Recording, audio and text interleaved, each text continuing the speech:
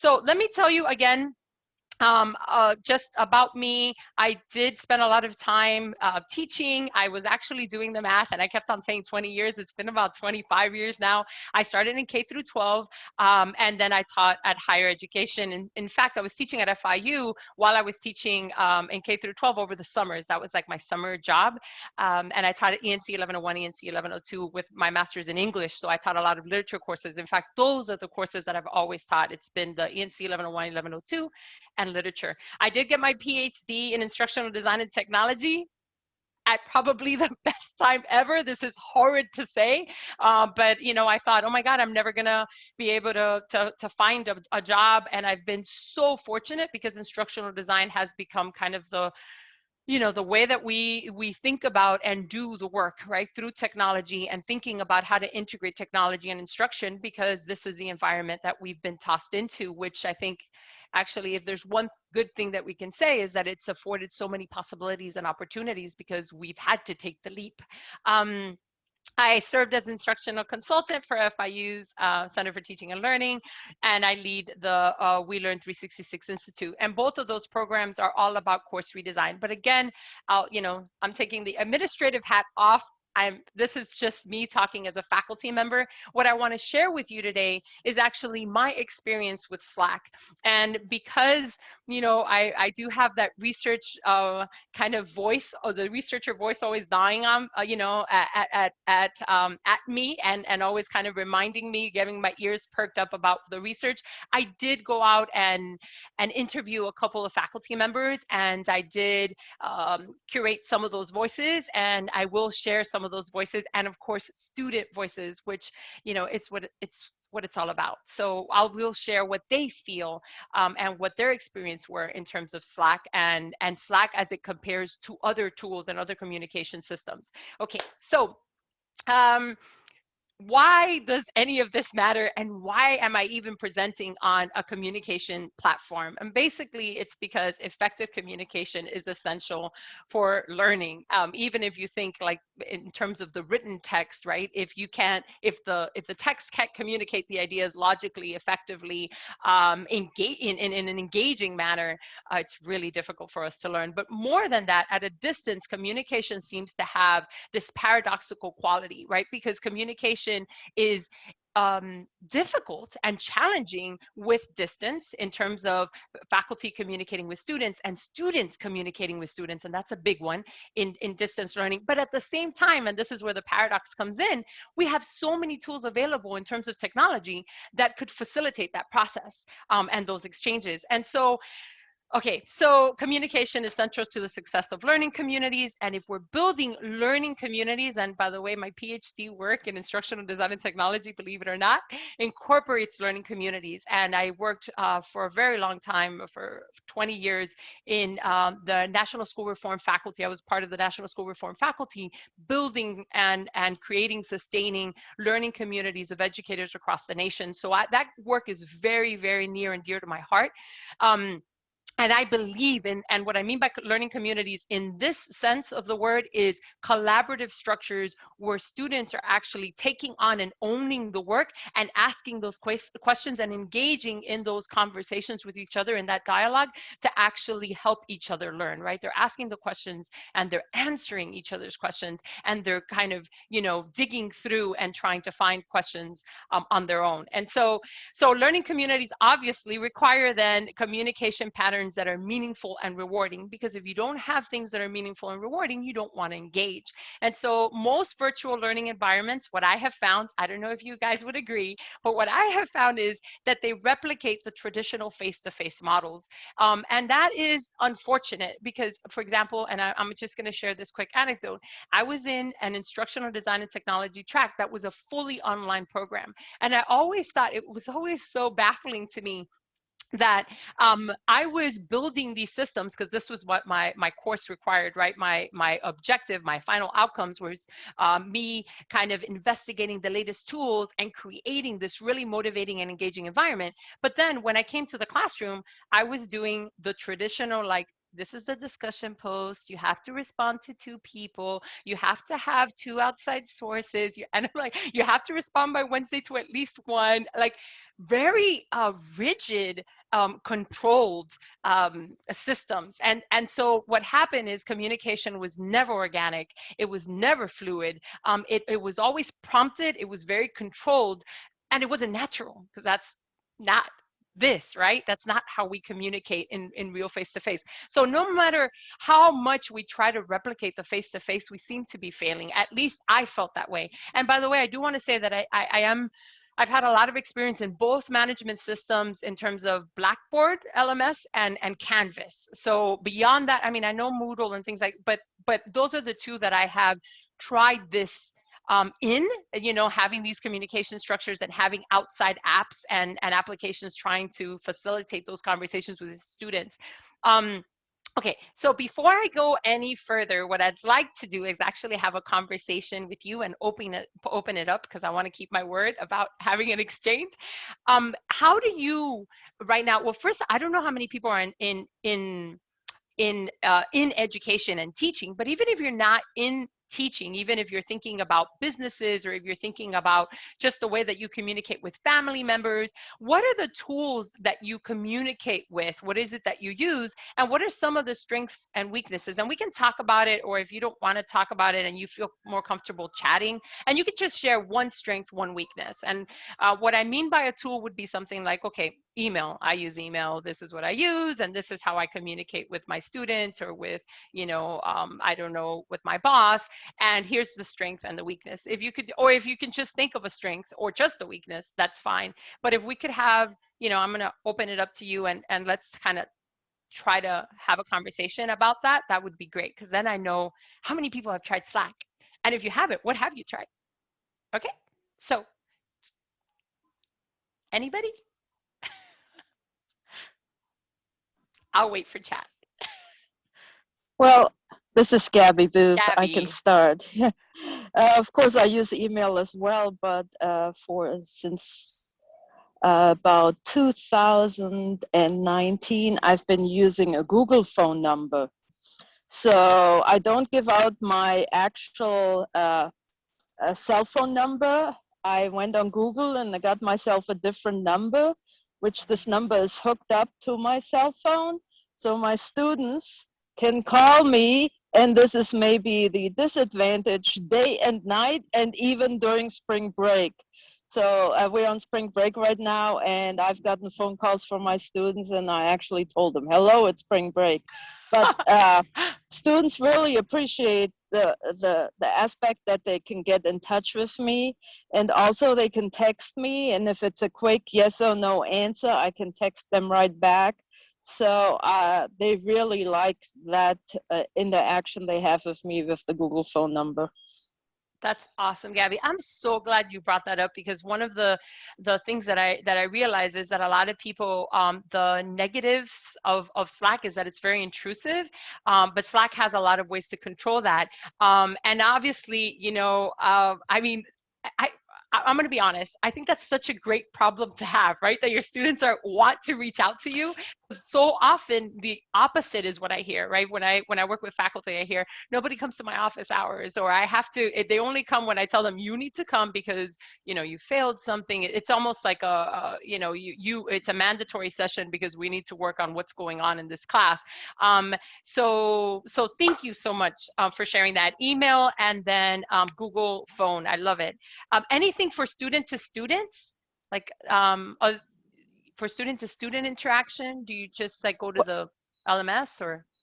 Well, yeah, basically it's the LMS, and they can email each other. And then, of course, we also have what you just mentioned, the discussions, and they have to reply to 1 or 2 of their classmates' posts. So, yeah, that's really the only interaction from student to student.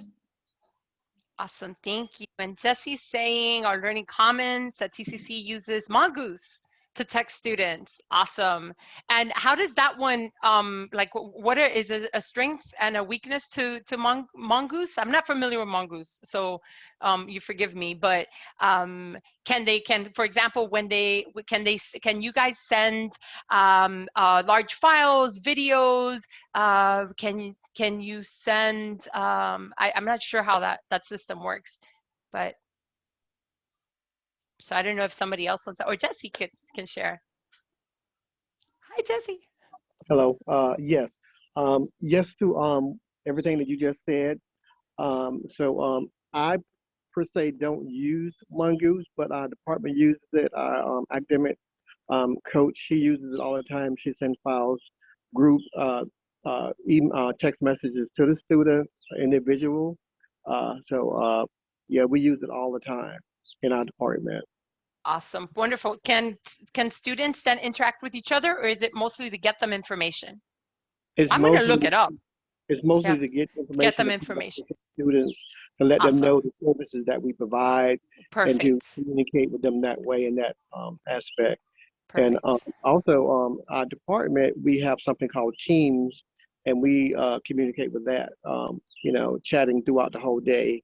Um, so, so we just, fill that chat up. Different things is going on to communicate. Instead of calling up on the phone, it's more convenient, or emailing. We use Yes.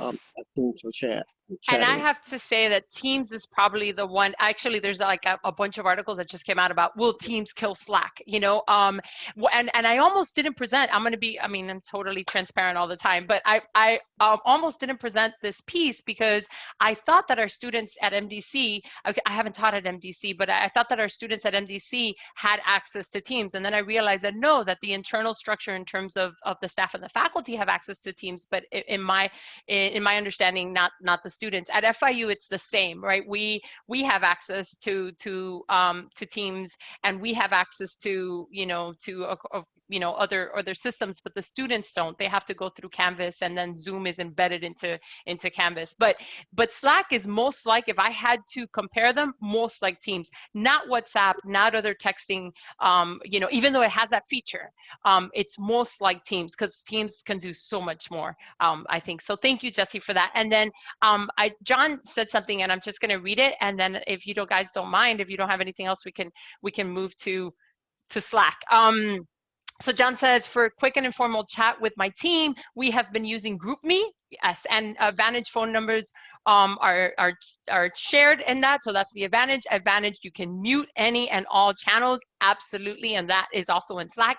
And student groups have been using this to communicate amongst themselves. And so I think GroupMe, you'll find, also shares a lot of the features that Slack does. But it's great that we're talking about this, because it's wonderful to know that people are trying to find ways to make those exchanges more lively and more and more natural and more organic. And so, anything else before I move on? Okay, if anything, please feel free to continue writing on chat, and I'll try to get to it. Okay, so this brings me to Slack. So I was trying to look for a system that could do everything, and all I had at my disposal was Canvas. And Canvas, for me, I'm going to tell you exactly why I decided to use Canvas, because I want to be very clear about my motivation.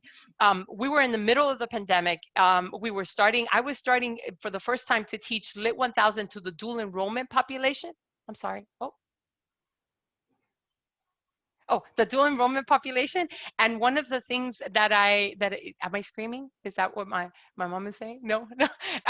And the dual enrollment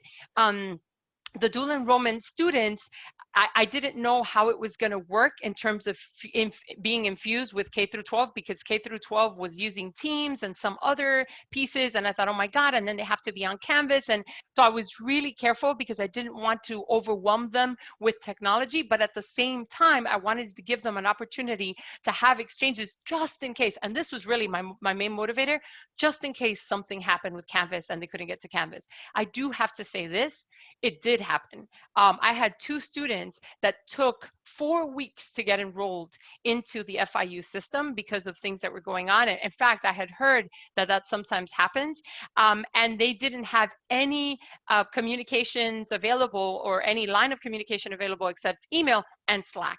And you know that song, like video killed the radio star. I started humming that in my head because I was thinking, oh my God, Slack killed the email star. Like, you know, for me, email disappeared when I embedded and utilized a Canvas. And I mean, I'm sorry, and Slack. And so Slack, Canvas died too. And I'll talk about the negatives and positives of that. So Slack is a channel-based messaging platform. I love the channels because the channels, the way that I used it, and I'll show it to you.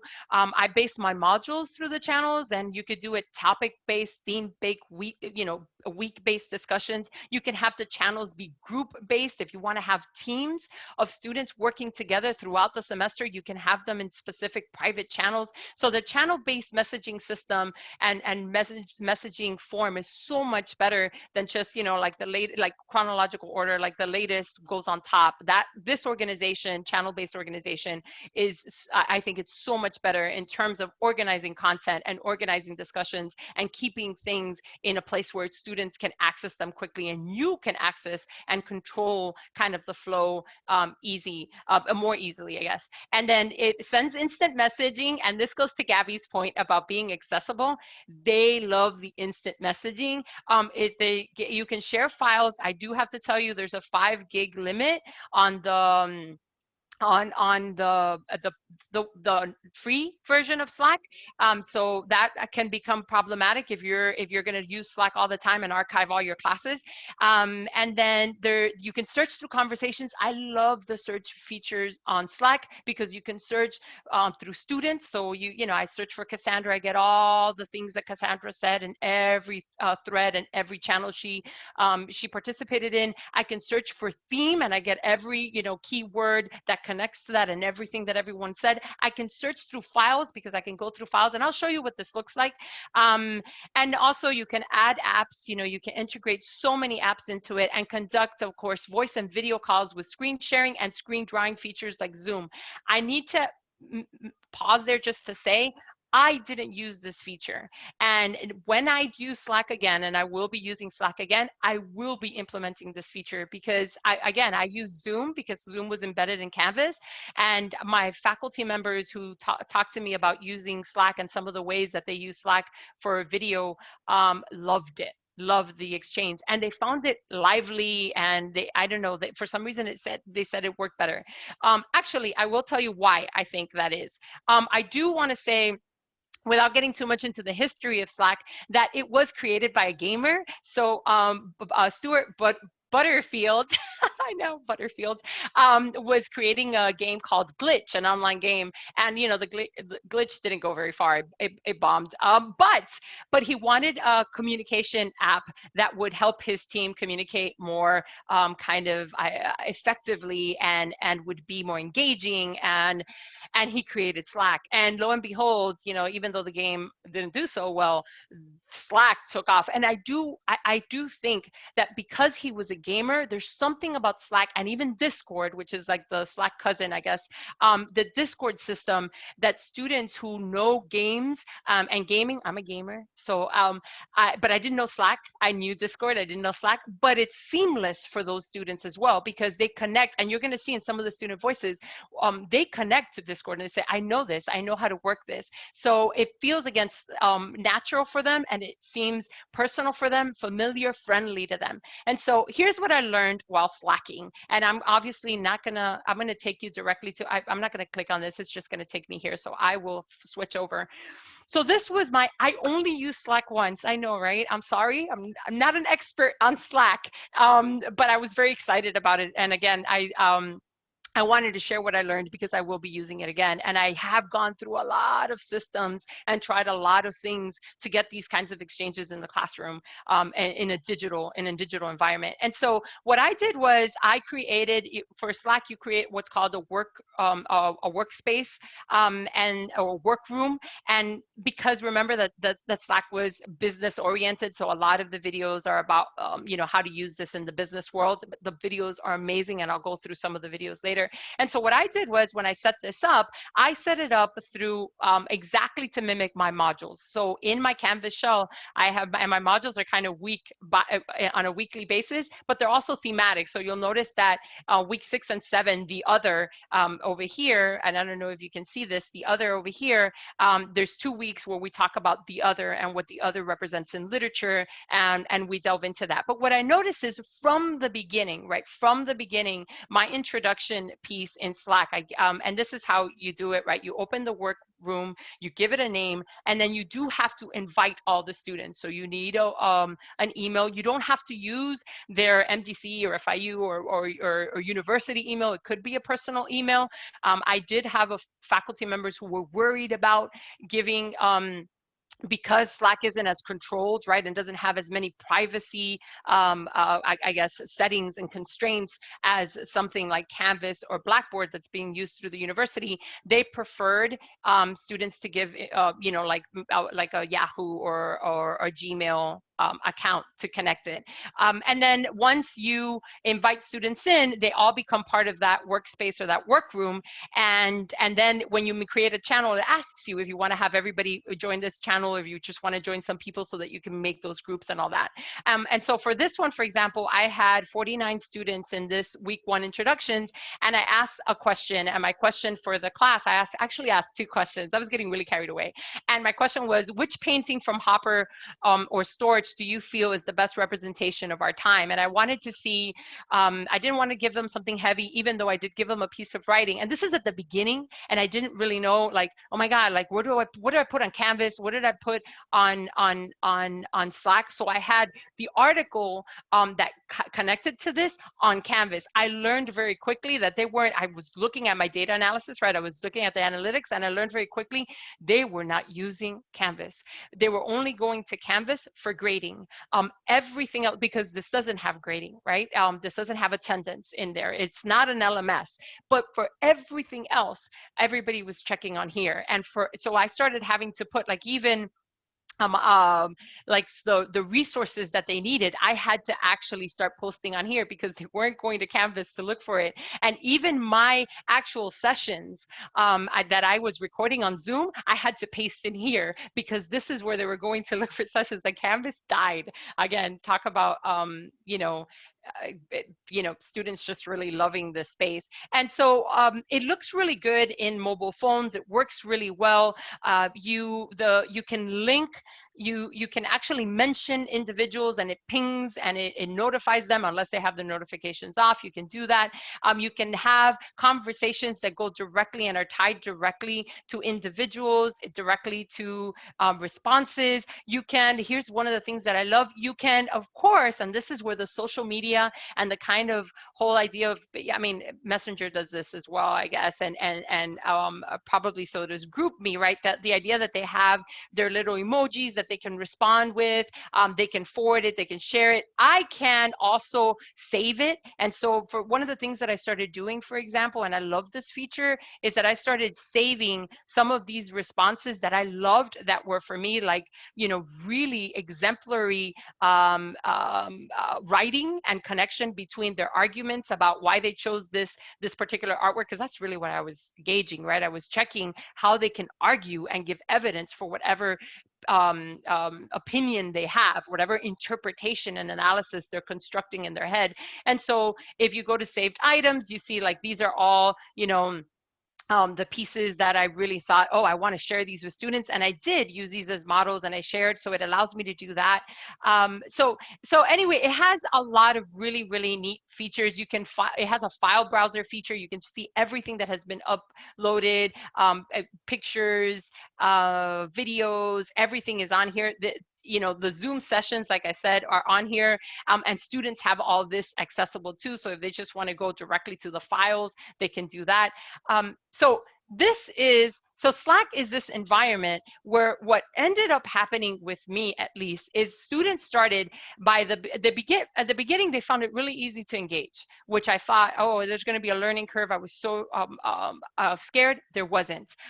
There was minimal learning curve, and then or none at all for most students. But then apart from that, what ended up happening is by week, I would say 9, no, not 9, that was the middle 5. By like week 5, because I remember that it was with the second sources when they started, what they were starting to do is they were starting to answer each other's questions, right? So before I could even get to their question, they were already responding to each other and putting the file and saying, no, no, no, she shared this, which I loved, because then it started feeling like a real kind of learning community. And so I'm going to go back because I know that I've talked a lot, and I want to make sure that I show you what others have said that have used this more than I have, because again, I only used it once, and so it's really, really not fair feedback. But the faculty that use Slack synchronously and asynchronously, right? So for environments, asynchronous environments where students could go and check their work and do their stuff on their own time in their own place, and synchronous environments where faculty and students were made to sign on and exchange and have those connections, you know, through the digital form. And these were faculty members that used Slack at least 6 to 8 times. So actually was what I noticed was the norm. Faculty members said that they loved the idea of it being informal. They loved that it made conversations more natural. They loved that this idea of real online. So one of the things that Slack does is it gives you the green, you know, the little green button that says somebody's active. And so what happened to me, for example, is that students had a question and they would pose a question, and it would ding, because they were direct messaging me, and I would look at it and I would go, oh no, this is what you do it, this is what you do, or this is what I noticed. And then the student was online and they would respond back. And so it was real time problem solving, right? So I love that. And sometimes it wasn't about real time problem solving. It was about, oh my God, Ms. Cabrera, look at the picture that I found, and this connects to. So it was real time engaging in conversations that expanded the classroom, which I loved. People said, so this is faculty again, I love the immediacy of communication, the fluidity of the discussions, which we talked about, that they can contribute to each other's conversations very easily. And I loved that another faculty member felt this way, right? That I love that we can feel more like a team or learning community. And I think that that's something that I felt as well, and that I loved about these spaces. Big surprise, and again, this goes back to Gabby, what most surprised most of us was, in terms of the faculty, and again, me as a brand new user, was email dried up. And I would add to that, Canvas exchanges dried up. So you need to be very clear about, I spent a lot of time designing my Canvas shell, and I wanted it to look really pretty, and my Canvas shell looks like almost like a text. It has visuals, and it has, you know, like really pretty, you know, buttons and things to navigate the system. And I felt like I did all that for nothing, because I was like, nobody's looking at my Canvas space.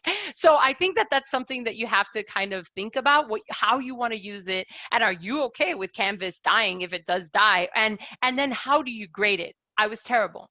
I did not think about how to capture and how to give students credit for these exchanges we're doing on this platform. And so my colleagues grade, and they grade the Slack interaction. So okay, so DM was vital. It created a very personal connection. And then this is the really important part, right? The student voices. And I do have to say, I put 98% there because a lot of the faculty members asked the question, to Slack or not to Slack? Right? Really, that's all they wanted to know. Like, do you like it? Do you not like it? How does it compare to Zoom? Do you prefer Zoom? How does it compare to the discussions we're having on Canvas? And 98% of the students, and these are we're talking about hundreds of students, said that they preferred Slack at least once you know, like they wanted Slack. I mean, most of actually 98 said over Canvas and even over Zoom, 100 of them preferred Slack all the time and wanted Canvas into Slack integrated into their classrooms everywhere. But there were about, you know, a couple of students who said, no, I like the combination, but it was never like, no Slack. There was never that. So something Slack does, it does well because the students really, really like it. I think Slack is great, they said. Canvas does not have, does have an open forum tab, but I never used it. So again, there's something about the immediacy and the control of Slack, the formality of Slack that they love and they find extremely helpful. I like Slack. I wish it was in all my other classes. I'm sorry, I'm gonna go back because I missed that last.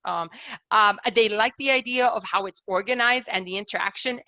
Some students said they like the look of it because, you know, there is a sterility to Blackboard and Canvas that doesn't exist in Slack. Slack looks really pretty and you can get different themes applied to that with different colors. I would keep using Slack. It's been a massive help. Again, the instant messaging, getting instant help, they loved. And it's a great DM tool. They can get their boards from their phone so they can check on their assignments. Now, this can be problematic. And I do have to say, again, a lot of the criticism with Slack is the idea of pausing, right? About being mindful and letting your mind kind of disconnect, and the fact that we need that, right? And so one of the features of Slack is it does allow you to turn notifications off, right? To show that past this point, to control notification settings and to say past this point, you know, I'm not available and I'll look at it. I never set those, but I think it would be, but my students did. Because there were moments where I wanted to send something for my students and I was trying to send something and it was like 8:30 and I thought, okay, I can send it now. And my students were like, they will receive this tomorrow because they had shut themselves off. So I thought that was really cool that they could do that and they could kind of, you know, kind of save themselves and control like how much they wanted this to intrude in their into their spaces and their personal life. Again, very easy to navigate. And wait, there's more. And here is the part that I loved. This is the particular student that actually connected it to Discord. And they said that whenever they look at Slack, they're able to enjoy themselves because they feel like, you know, it's more informal, it's more accessible. So I love that. And they can witness the conversation. And I love this. And things happen organically rather than being prompted. I love that as well, which we've talked about. But this is what the students were saying, which again, made it sing for me. Fun things to do with Slack. So there were two things that I pulled out from all the feedback from the faculty because I loved it. The best have been movie Slack events. And this professor actually they would play the movie over Zoom and then the students would discuss through Slack as they watch. So they would be sending each other, you can't do this at the theater, I guess, because, you know, we tell everybody silence your phones. And in this case, it was encouraged, right? And they were having this exchange and it was really lively and it was really powerful, and the faculty member could supervise it. And obviously, I think one of the things that happens is, and I do want to say this, is that in email, we kind of have this expectation of the formality of emails. I've seen syllabi where you even have like the norms for how to send an email to a professor, and not that I'm saying that that's wrong. I think that's proper and appropriate, and you should probably set some norms, which I didn't, for Slack communication. I didn't need to, honestly. Again, one experience. The other faculty members that I've spoken to haven't created norms either, which is really interesting to me. You know, but again, you can create norms for those space and the kinds of conversations that you want students to have. But I think for some reason, they feel like this is more kind of informal, and not creating those norms kind of lets them interact more often, right? And that's another thing that they said is, they said that in email, they felt like emails were about important stuff.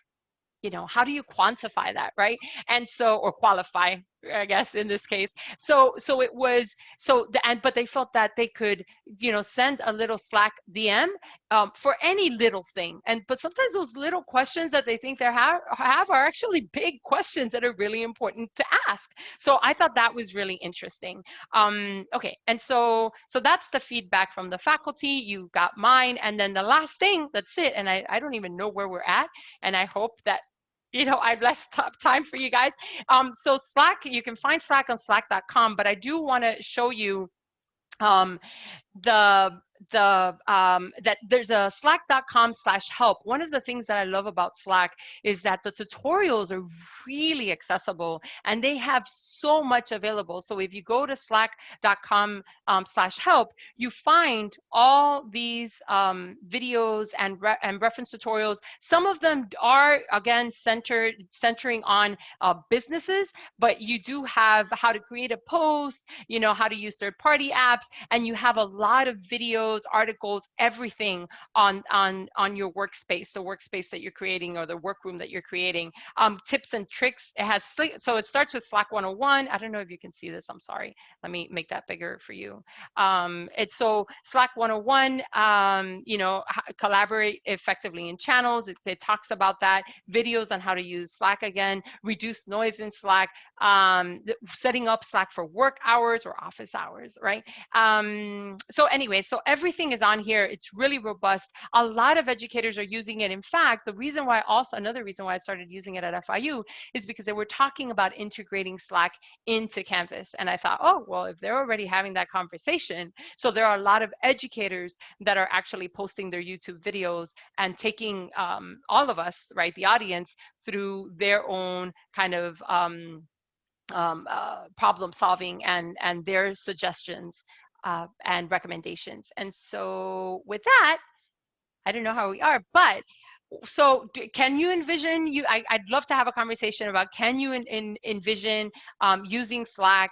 What questions or concerns do you have? I know there's a couple of big ones about, for me at least, you know, like I'm thinking FERPA, and I don't even know if I want to go into that, but the protection of students, and, you know, I really have a problem with holding them accountable for conversations in a space you know, that has not already been approved by the university. And so that can become kind of problematic. And one of the things that I did is you know, like I spoke to the chair, we talked about using Slack again, because there were conversations already happening about integrating it to Canvas Shell. It made it easier. A lot of the faculty members were already using it. They use other pieces and other texts and other you know, like publishers provide their own spaces and they use those. So it was almost like the way that it was, you know, that they told me, again, in my institution and my department, in the English department, was, okay, well, think of it as like this product from this outside kind of vendor that you're using, you know, for these conversations, and it's okay, we'll you know, we'll allow that. And again, a lot of people were using it, but that is an issue, and how to grade it is an issue, because again, on Canvas, you can just kind of click and see, you know, all the discussion posts. Oh, this is how many times so-and-so contributed. Here, you have to go to Slack, look at it, eye it. There's no like kind of data attached to it. And then you have to transfer that grade into the LMS system. So that becomes difficult, I think, so to manage. So, but anyway, okay, I don't want to say any more because I want you guys to say more, I think, if we have time, right? We do have time? Yeah, you have some time. And Yeah, it looks cool. like you've got a little bit going on in the chat. Oh, So if you want to good. pull up the chat, there's a few questions and comments there. Absolutely, and I will do that. And I don't know if you guys want me to stop sharing my screen, and maybe I could do that so we could see each other better. Do you think that would be good? Yeah, I think that'll be great. Just in case. Okay, all righty. And then let me see. Oh, I'm gonna go back on my, I think, Damaris, I think I left off in Damaris. Damaris, so does this completely replace your use of the learning platform? Yeah, or is it, or is this only used for discussions? And if so, how do students feel about managing two platforms? Yes. Okay, so one of the things that happened is, I think that students made a choice because they didn't want to have to manage two platforms. And so even though they were supposed to be, and actually, oh my Lord, my students were managing three, because my students had to manage, they're the dual enrollment students. They had to manage teams for MDCPS. So for Miami-Dade County Public Schools, so they were for their K through 12, for their senior high class. Their senior high class during the pandemic was meeting through teams. So they were doing that in their Miami-Dade County Public Schools. FIU was using Canvas, and I was integrating Slack. So what ended up happening was they were using only Teams and they were using Slack. The only time that they went into Canvas, Canvas fell apart for me. Everything that I had put in Canvas, I started transferring to Slack. Every single assignment, originally that wasn't the case. Originally what I thought was, oh, this can be, again, Slack will be an informal space for them to have conversations, for them to put drafts of like text or drafts of their thinking, or to write their questions, to think about, like to write paragraph examples of how they were before they submitted it in its final form on Canvas. What it ended up being was like they were putting even finals, drafts, and everything on Slack, and I had to remind them, please, cut and paste this and turn it in on Canvas. So the way that I used it, because the students started using only Slack, I used the Blackboard it was Canvas, but the LMS space only for grading. So all the conversations, all the interactions, all the ahas were happening in Slack. And then the final drafts were actually submitted on Canvas for a grade. And I was putting comments, but it's funny because I say I was putting comments. I was putting comments even, and if I could show, I'm so sorry, just because I want to be, again, super honest about the things that were happening. If I could go back, and I'll share some of the Slack interactions, you will, if I go to files, I think I can find it faster, because otherwise this is probably gonna fall apart. So let me see if I can go to file browser. Let me see if one of my students shared an actual draft that they had started, and then you can see like kind of my comments. I think one of this is this is a sample. So this, I don't want to share the sample because that's just maybe not. Let me see who. Let me see, because in DM that happened. So let me check in DM, see if I feel bad about sharing these students' names, but okay, so here it goes. Here's an example. So this is one of my students who sent me this piece and wanted to kind of check with me before she submitted it in final draft form to the Canvas shell. And then let me see if she has another one where she actually annotated or where I added pieces. No, this one is not. So anyway, the drafts started coming in through Slack, even as almost like as closely as they could get it to final drafts. And they would ask me for feedback through Slack. Again, they started feeling, it's funny because at first it started where at first, oh, I'm sorry, and let me, it was only to me. And then as they got more comfortable with their group, they would start sending stuff to each other or posting, this is what I'm thinking of doing, and start having those conversations. And they got a little bit away from me. I have to tell you, like I was so good at the beginning, and then they got a little bit away from me because things were happening. And I was like, okay, like these people are having conversations. These people are having conversations. I think if I would have put them in groups from the beginning and done real team-based learning, I think it would have worked so much better. And actually, that's what I'm thinking of going next time I use Slack. So that was a really long answer to your question, but I meant to use it only for discussions and for exchanges and for students to kind of just post pieces that went with discussion. But it turned into a space that was much more than that. It was a space where students could share their writing, the drafts of their writing, their ideas, and then help each other, and even set up meeting times with each other. Again, if I could do it again, when I do it again, I would make sure to like link students together and have their own private channels in there so that they could have those conversations. I know Canvas has collaborative spaces, but my students didn't use them. They didn't use them the way that they're using Slack. So there's something about the immediacy of Slack, the openness of Slack, the gamification of, if you will, of Slack, that is very enticing to them. Students did not, they kind of let go of Canvas. They only use Canvas to submit their final grades, to check their grades. That's it. And they used everything else, including email. I didn't get one signal email. For example, at the end of the year, at the end of the term, I didn't have any emails. All my emails turned into DM, direct messages, and were coming in through Slack. So I don't know if that answers your question. I hope it does. And they didn't complain. They didn't, poor souls, they didn't complain. And I did ask them, if it was too much, and they love Slack, so they didn't you know, they didn't complain. I think if anything, if they could give something up, they give up Canvas. So, you know, I don't, but we can't, right? So, okay, Michael said that's a great feature. Faculty benefit when they can unplug. Yes, absolutely. Yeah, I stress the students, but it's also really good for us. And as a mother of two, 9-year-old and a 7-year-old, definitely I will be using that feature in the future. I think it's good practice, you know, it models good practice to say I'm silenced, I'm off, I'm not active. Please don't, you know, don't DM me now. I don't want this to ping and me, because if I hear it, then I have to address it. I feel like I have to. Gab, how much does it cost? It's free. So Slack is free to use, but again, it has limitations, like the 5 gigabytes, like you could only store 5 gigs. And that obviously that's including all the text and stuff, but the texts are not the big deal. The big deal for me was, for example, not that I got it close to that, but the big deal for me was when I took a Zoom meeting at the beginning, when I was having all my Zoom sessions, and I noticed that they weren't looking at the Zoom sessions on Canvas and they were asking for them on Slack. I didn't want to have my Zoom meetings because my students were on it, right? So I didn't want to have that in a public space. So what I did was I didn't put them on YouTube or anything. I put them directly, embedded them in Slack.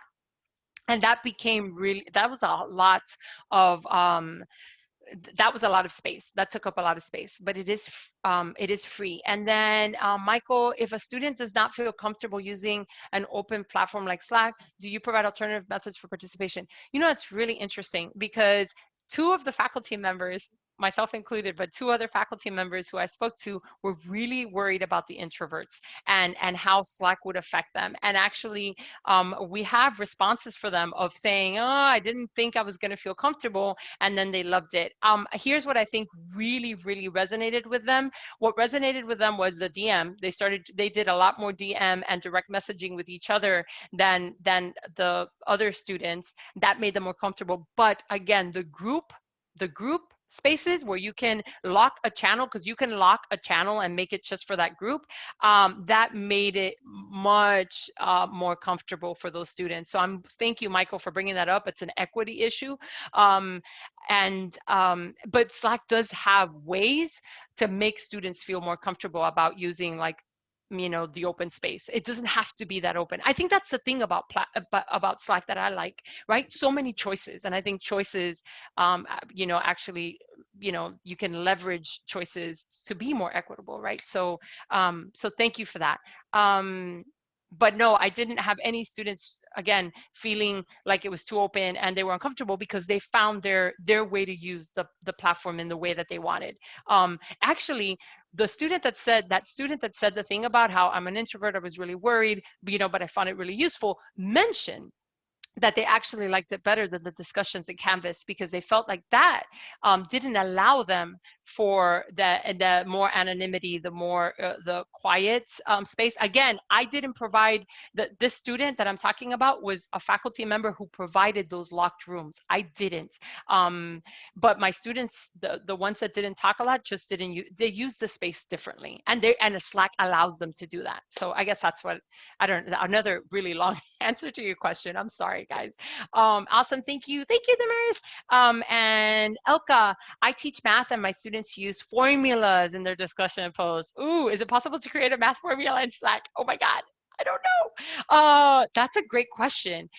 There has to be a way to create formulas in Slack. I'm trying to think about, you know, because anything that you write, you can put on there as a picture. And if you're sharing your screen, you can write on the actual video. So Slack has, of course, the mobile app, right? It has the web app, but it also has like the desktop platform, and the desktop has all the features, and you can actually, I mean, I don't know about you guys, like at my computer, I'm always with my, you know, oh, you can't see it, I have to put it in front of my face because of the screen, but I always like write on my presentations with my students. So I guess they could do that. They could take even shots of whatever they write, and they could just upload them seamlessly like you would any picture. So I want to say yes, but that's a really great question. And I'd have to, like, I'm sure if you Google Elka, I'm wondering, if you Google math use of Slack, what you might find. And I'm sorry that I didn't like think about doing that. But again, my gut would tell me yes, because there's so many ways to share different kinds of files. So okay. Sorry.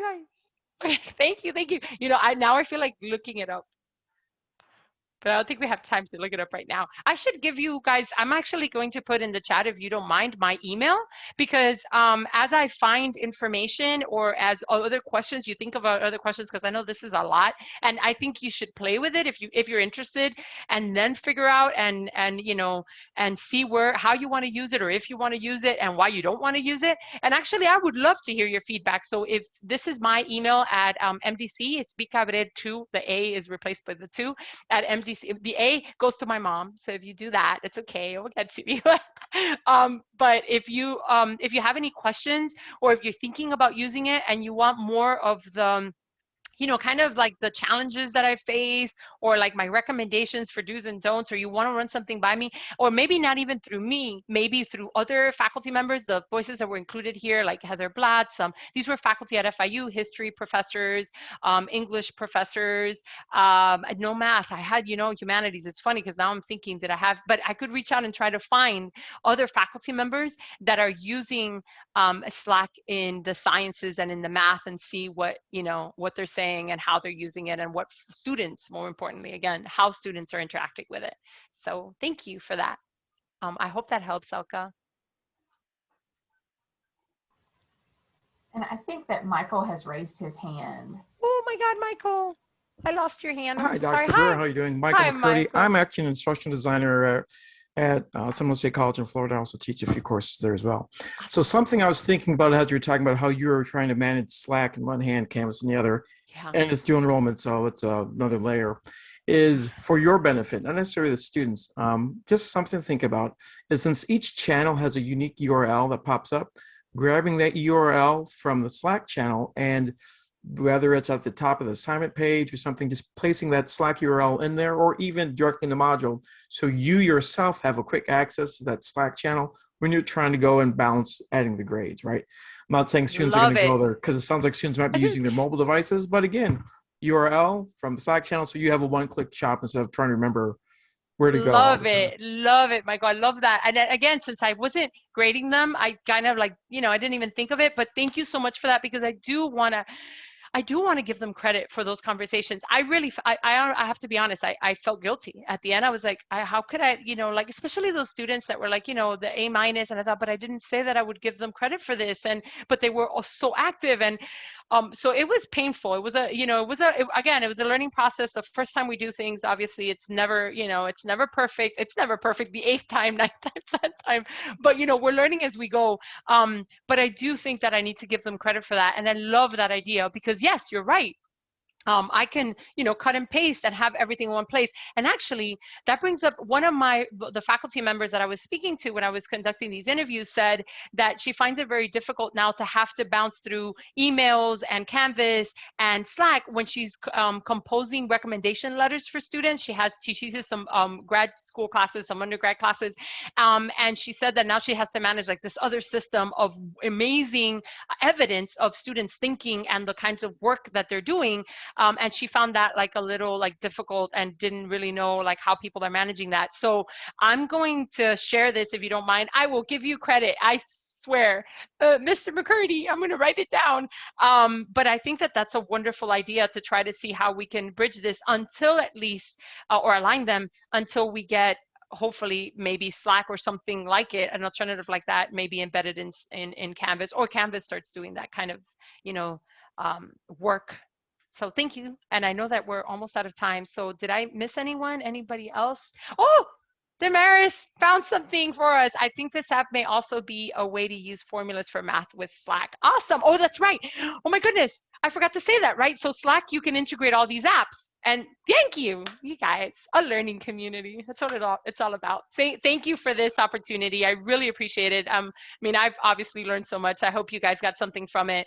And Charlie, thank you, Charlie, for being here and for having me. And Jesse, I know he's there. I can't see him though, but I think that's my time. I don't want to keep you extra.